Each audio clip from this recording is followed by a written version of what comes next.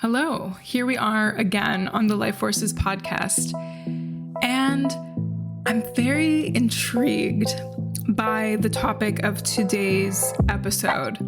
This is a phrase that came to me a little while ago. I can't exactly remember when, but it's something that I want to take the opportunity to tease out a little bit. This episode is going to be a little bit riffy, hopefully not so abstract that you don't know what I'm talking about, but I don't know, it's maybe a little out there. I was just very curious about this phrase that came to me, and I want to explore it further, and I want to share that with you. So the phrase that came to me is, your evolution doesn't necessarily care about your feelings.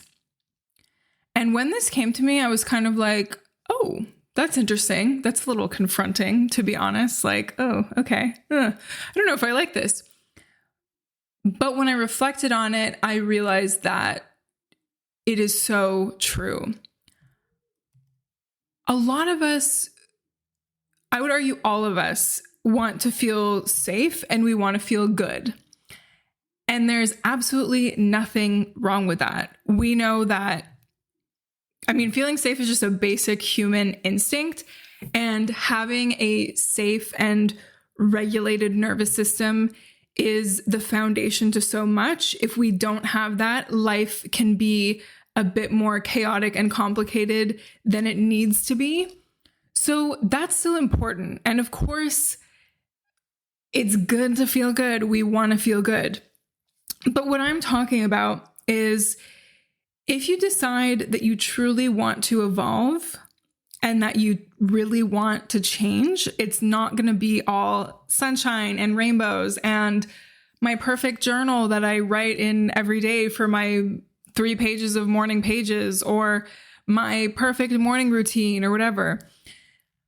Life is messy. We know that, right? That's fine. That's just the name of the game. There are certain things that we have control over, and there's other things that we simply don't. Right? We can't always predict how things are going to go. So I think sometimes in life, the only way for you to truly see things differently and make actual positive changes is if life throws you some weird curveballs. And this can also have to do with certain patterns that we get trapped in. And some of it is not just from this lifetime. Some of it can be from previous lifetimes or ancestral stuff that we've gotten embedded in. So it's not always super conscious, but I think life often wants us to be more conscious of the patterns that are really holding us back from where we're meant to go. So I have a little example of this. In 2020, and even a little bit before that, I really thought I was probably going to stay in Berlin, in Germany, for a little longer. I didn't really know what was next for me, but I was too scared to really consider moving anywhere different, or like nowhere seemed like a viable option to me.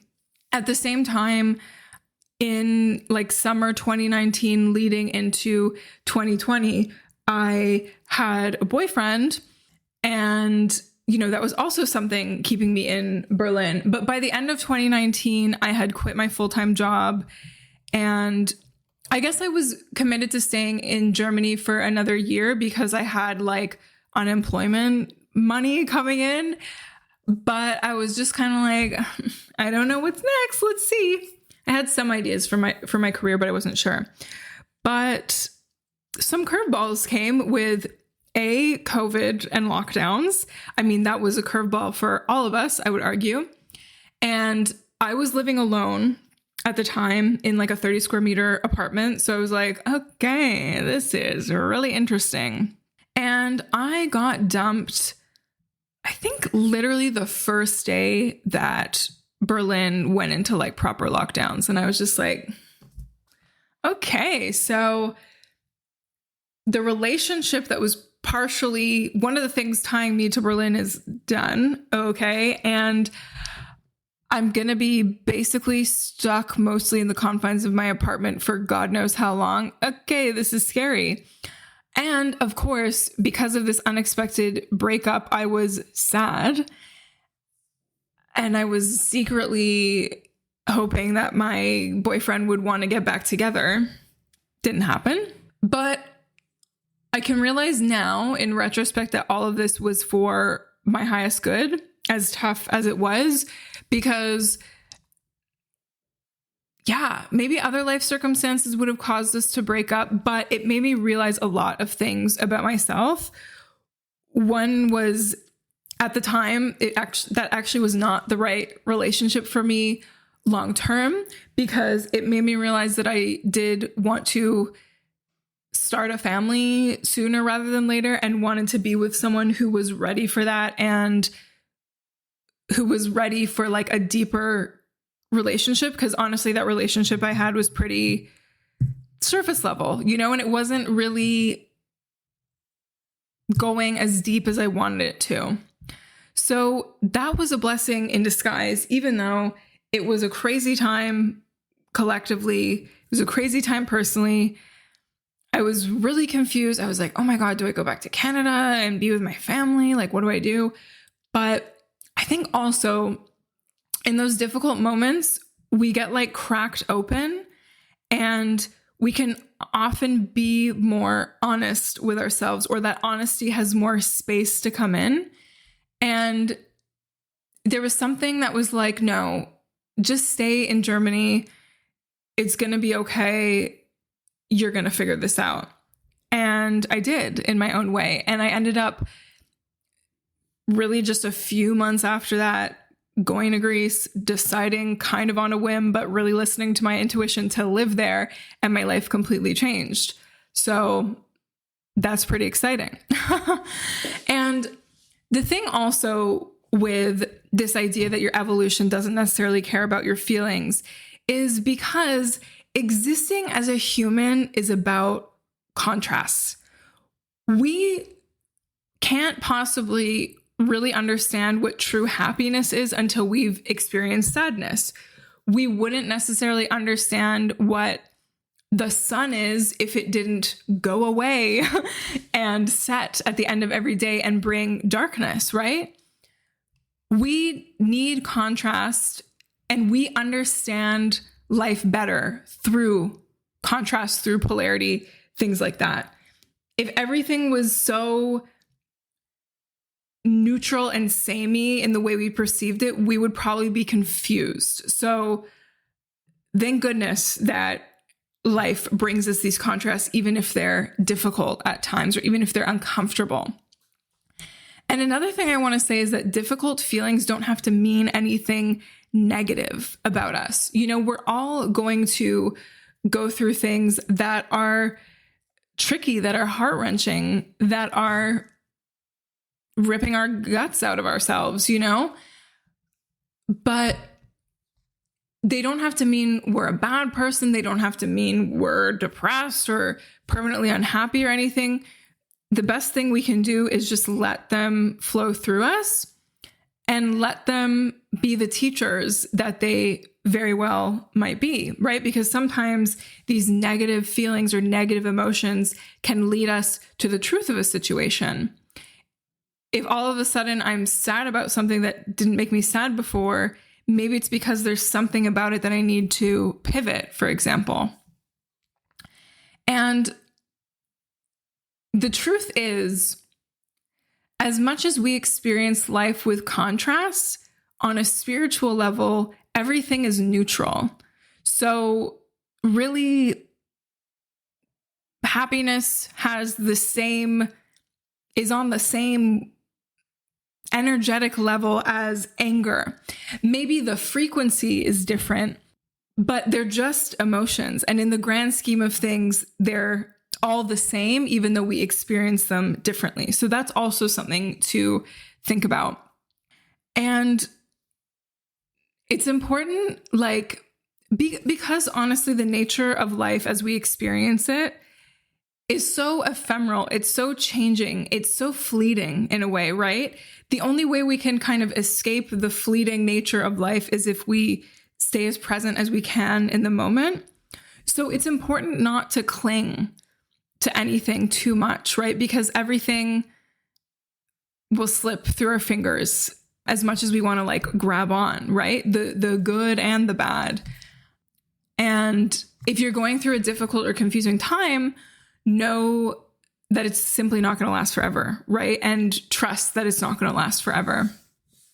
And see what you can mine and get from this time. Because there's definitely some gold in there, as much as it might feel like you're wading through shit, honestly. But again, speaking about our own evolution, part of evolving and part of making a very conscious, deliberate decision to evolve is being okay with reaching a growth edge. And that's really uncomfortable. Like, let's say we are used to operating in this pretty small sphere of existence. So if you're not watching on YouTube, which you should, why not? You can see all my hand gestures. I have this little circle I'm holding up with my hands. So if we're used to operating in this like smaller sphere of existence, like, okay, these are my friends, this is my family, this is what I do for work, this is who I am, right? When we feel this call to expand beyond it, it's very uncomfortable because we're used to this very specific shaped, sized container holding us, holding the extent of who we are. But we are always meant for more, always, because the nature of the universe is that it is ever expanding and ever growing, right? In every sense of the word. And one quote I always come back to is by Joseph Campbell, and it says, "The cave you fear to enter holds the treasure you seek." So it's always that the parts of ourselves that we're most scared about, or the parts of life that we're most afraid of exploring, holds that treasure, baby. It holds exactly what we're looking for. And an example of this is when I was first in Greece almost 4 years ago, I really felt the call to at least try living where I was visiting for a few months. And there was a lot of that was very scary because it was a bit unknown. Like, I don't know exactly what it's going to be like staying here in the winter versus summer tourist season when everything's open and everything's full on. It also felt like a bit crazy to do that, right? There was so much fear involved in that. There was also so much fear involved in like starting my own business, starting this podcast to a certain extent. And that still comes up for me because there's still like new things I want to do and new ways I want to grow. And I don't exactly know how they're going to turn out.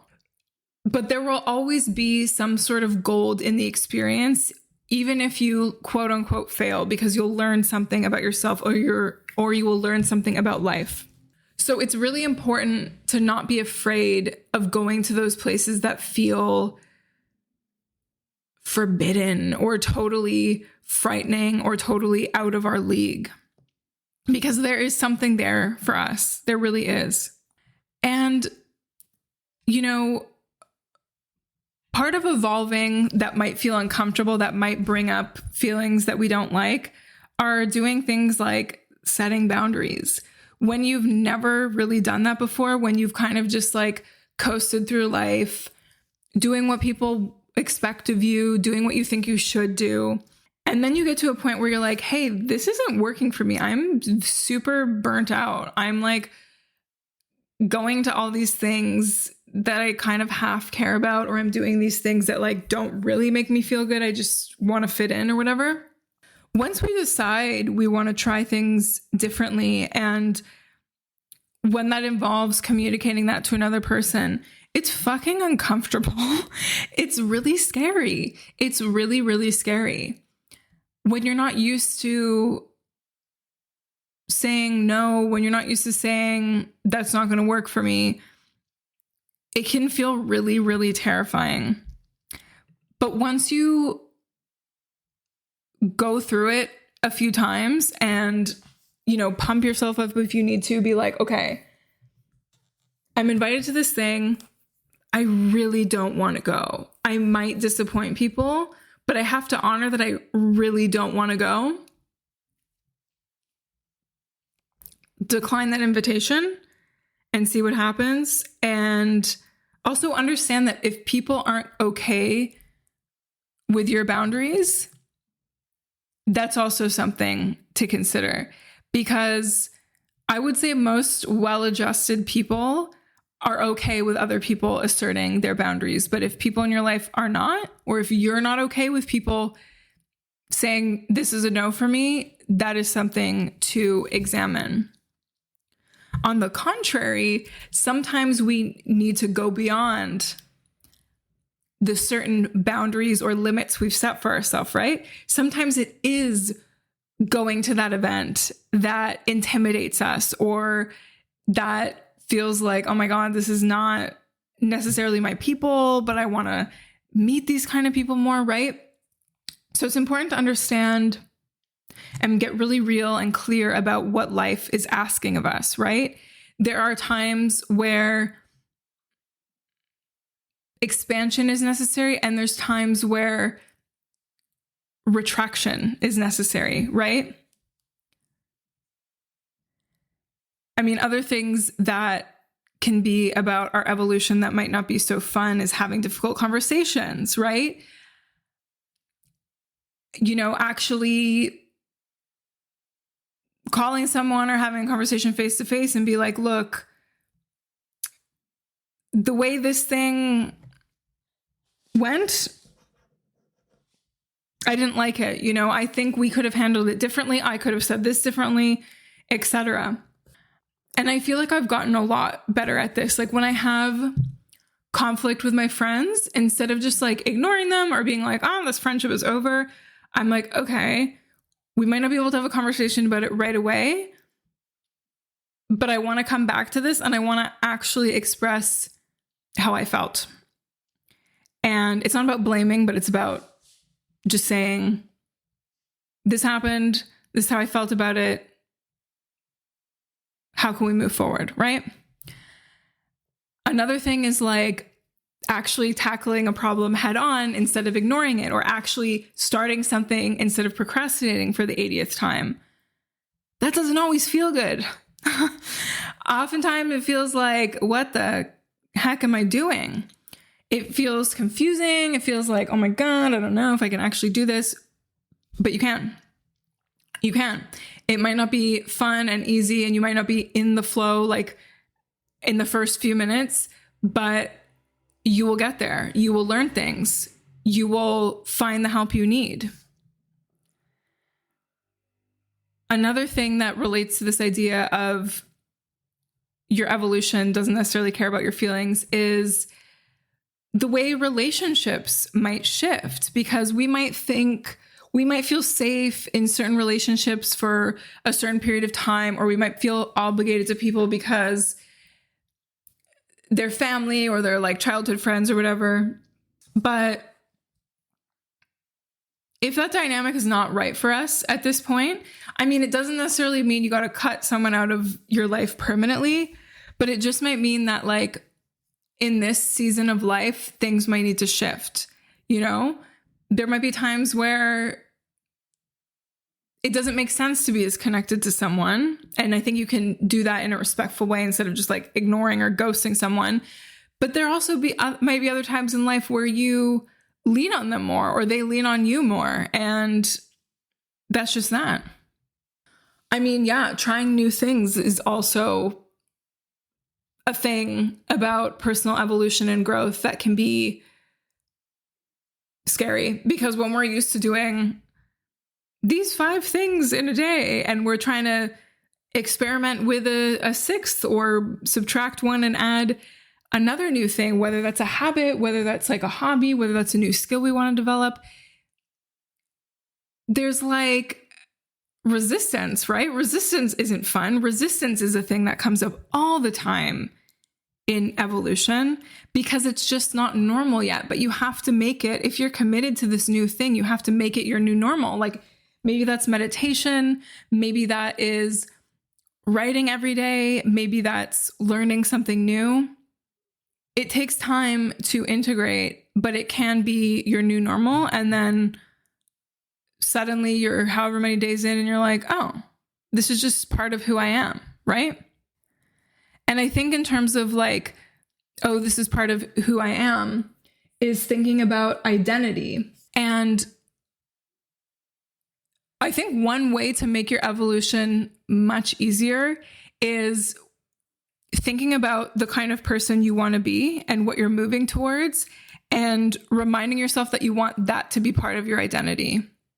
So even if I'm not a person who's great at saving, I find ways to make this financially savvy person, this financially responsible person, more part of my current identity. So like, what would she do on a daily basis? How would she treat her money?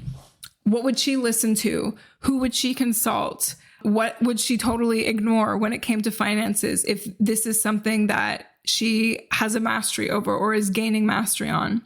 That's something to think about.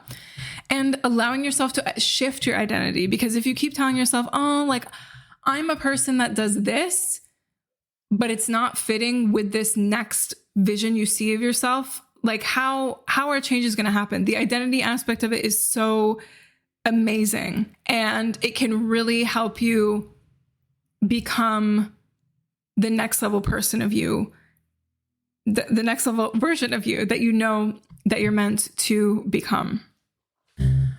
So that's my little riff for today. And I encourage you can stay connected with me on Instagram at Life Forces Inc. My newsletter is also an amazing way to stay connected. There's a link to subscribe to that in the show notes. And then if any of this resonated with you, I really recommend Reclaim, Activate, Flow, which as I explained in the last episode of the podcast is my new one-on-one way of working with me, my new transformational container. And we're going to explore a lot of this. And I'm here to support you through those annoying feelings, right? To let you move through them, to let you move through the resistance, to let it not be a problem, to let it be easy to be the person that you know you're meant to be, because it doesn't have to be difficult. There might be some aspects that are a little challenging, but it doesn't have to be a struggle. And especially as we learn more and more about our human design or our astrology and just what we're naturally calibrated towards, it really makes things flow so much better.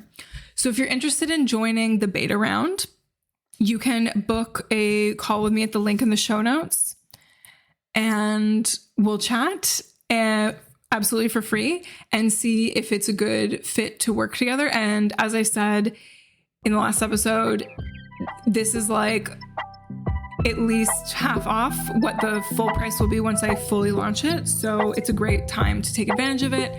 And it's a great time of year to really adapt to new things and think about the identities that we want to embody and the ones that we can leave behind once and for all. Thank you so much for listening. As always, I'm Bianca, and this is Life Forces Podcast.